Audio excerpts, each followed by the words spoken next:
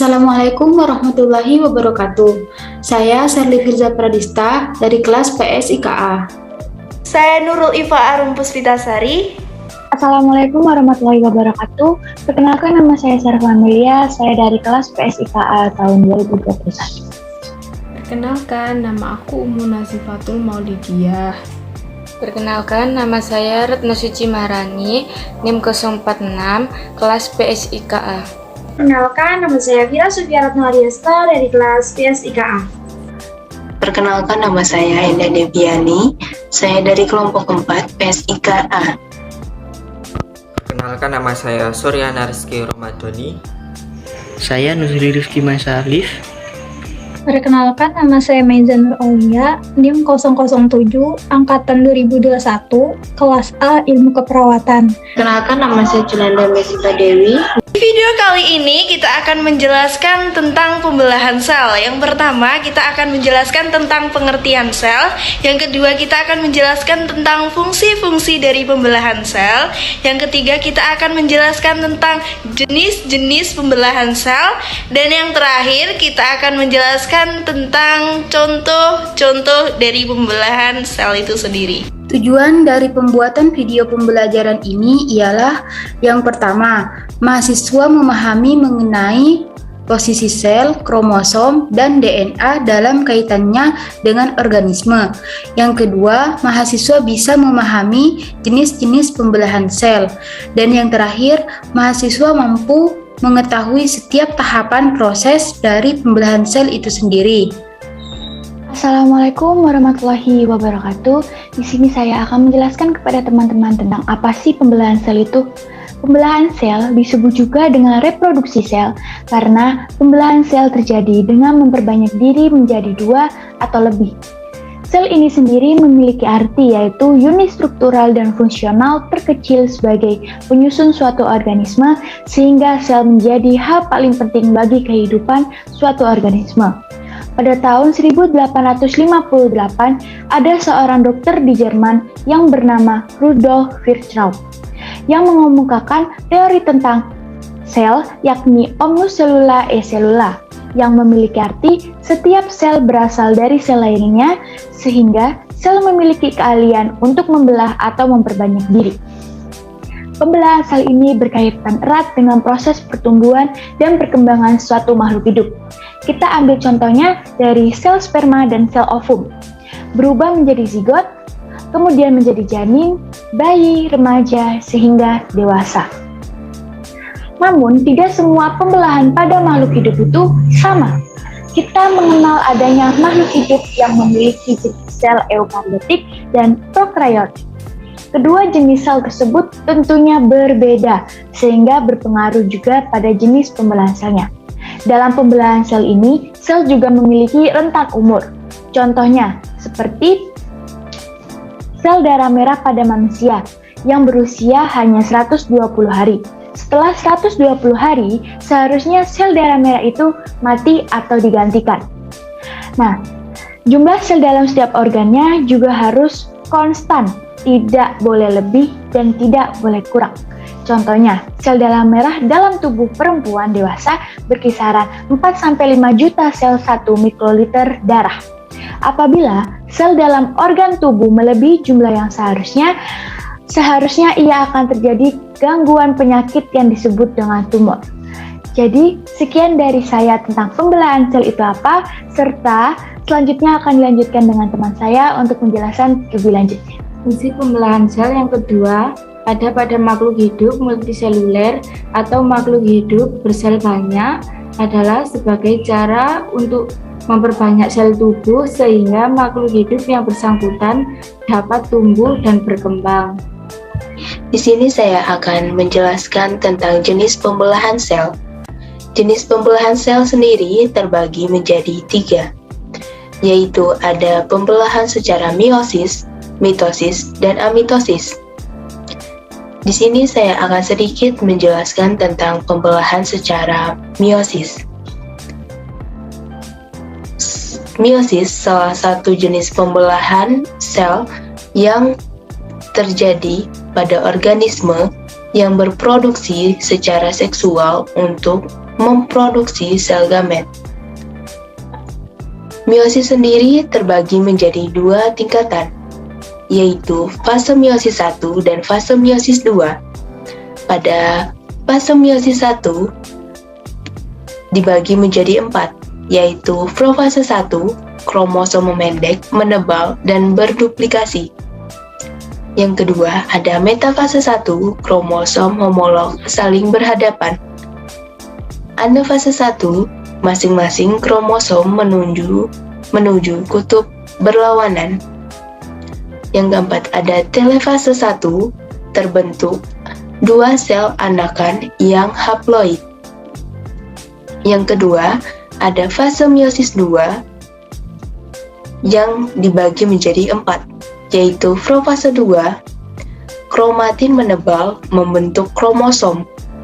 Yang kedua, ada metafase 2, kromosom berjejer di bidang ekuator. Yang ketiga, ada anafase 2, kromatin menuju kutub yang berlawanan.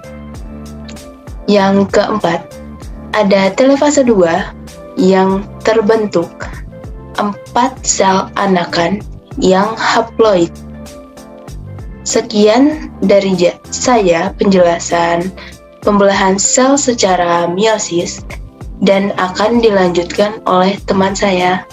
Di sini saya akan menjelaskan tentang jenis pembelahan sel yang kedua, yaitu pembelahan mitosis. Pembelahan mitosis adalah peristiwa pembelahan sel yang menghasilkan dua sel anak dengan jumlah kromosom yang sama seperti sel induknya. Istilah mitosis dalam arti sempit menyangkut pembelahan nukleus menjadi dua nukleus, dan istilah sitokinesis dipakai untuk pembelahan sitoplasma yang menghasilkan sel anak yang masing-masing mengandung sebuah nukleus anak.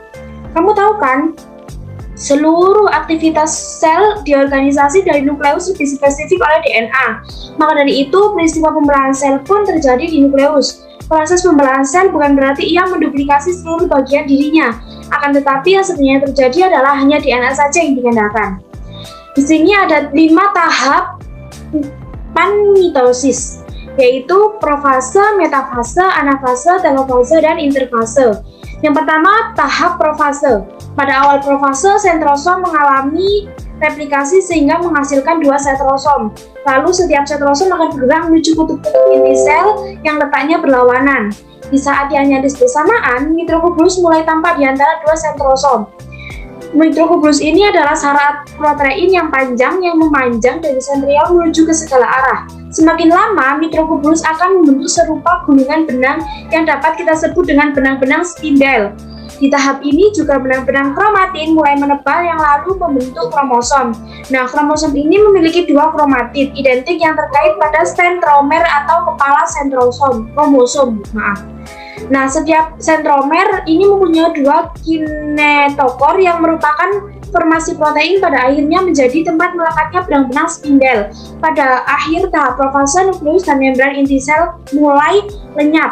Selain itu, sentrosom sudah tiba di kutubnya masing-masing. Benang-benang spindel pun akan membentang dari kutub satu ke kutub yang lain. Benang spindel ini memiliki peranan yang menarik kromosom ke bagian tengah inti sel di tahap selanjutnya. Kesimpulan pada fase ini yang terjadi adalah yang pertama, kromosom sudah mengganda alias sudah jadi 2 lalu kemudian memadat. Yang kedua, membran inti mulai rusak menjadi bagian-bagian kecil atau fragmen. Yang kedua adalah tahap metafase. Pada tahap ini, nukleus dan membran inti sel menjadi tidak terlihat.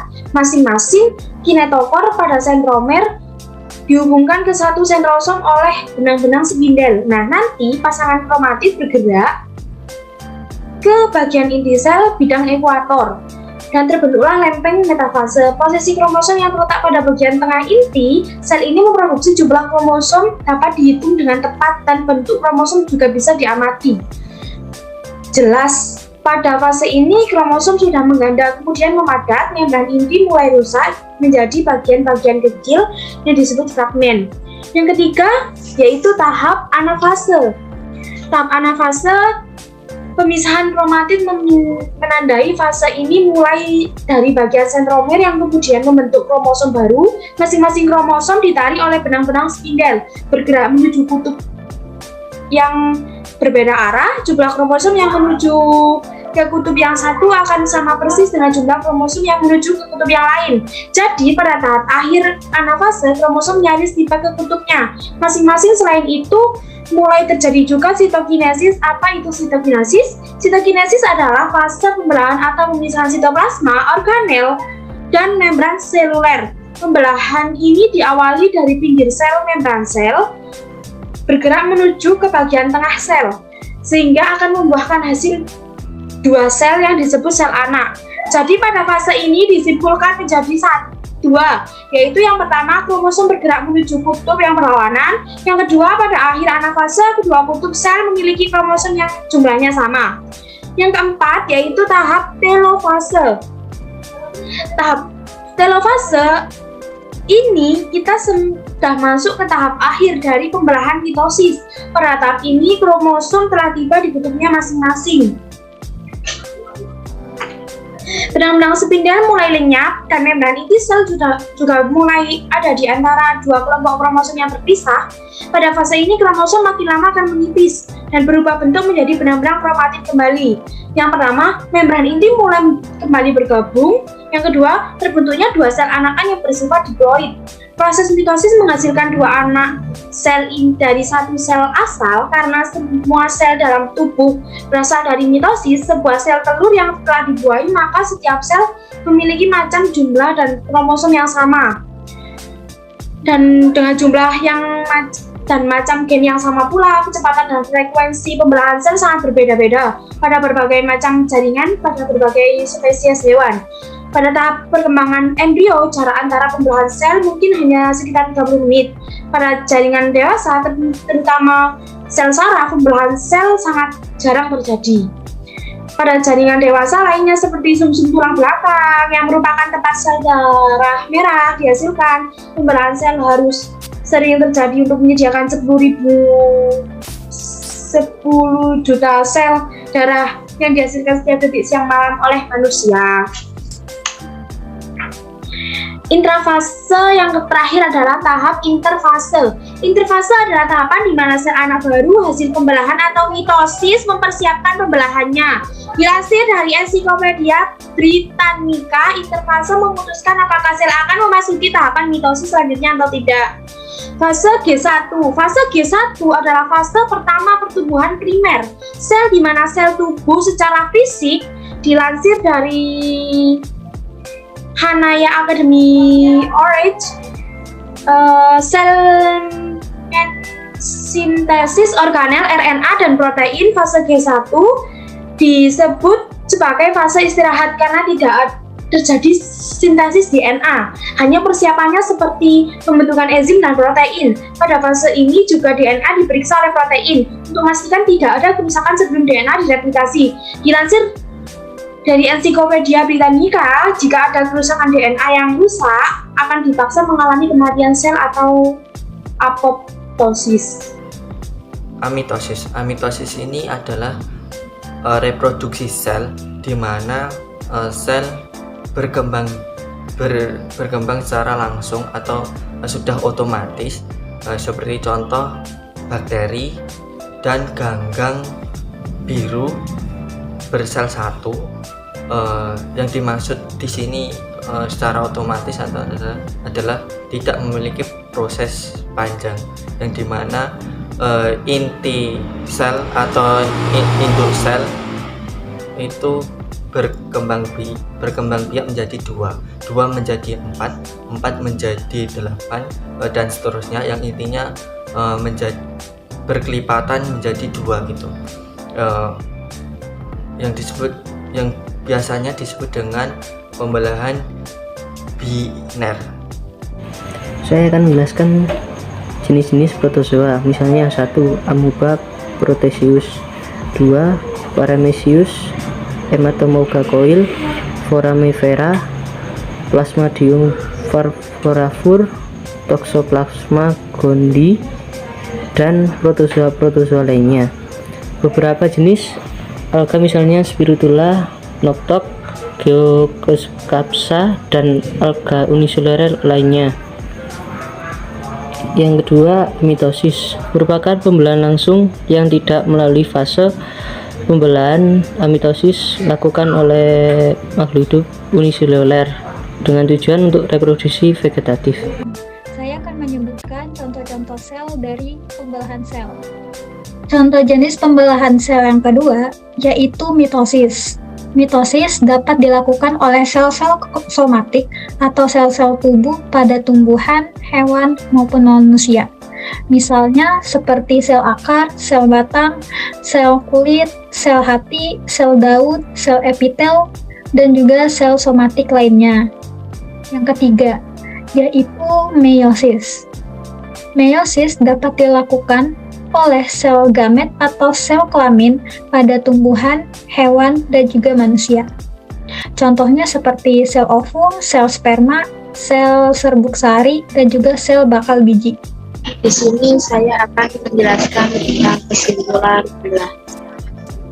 Jadi apa yang sudah materi yang kami bahas tentang pembelahan sel, kami dapat menarik kesimpulan yaitu pembelahan sel dapat dilakukan dengan dua metode yaitu mitosis dan meiosis.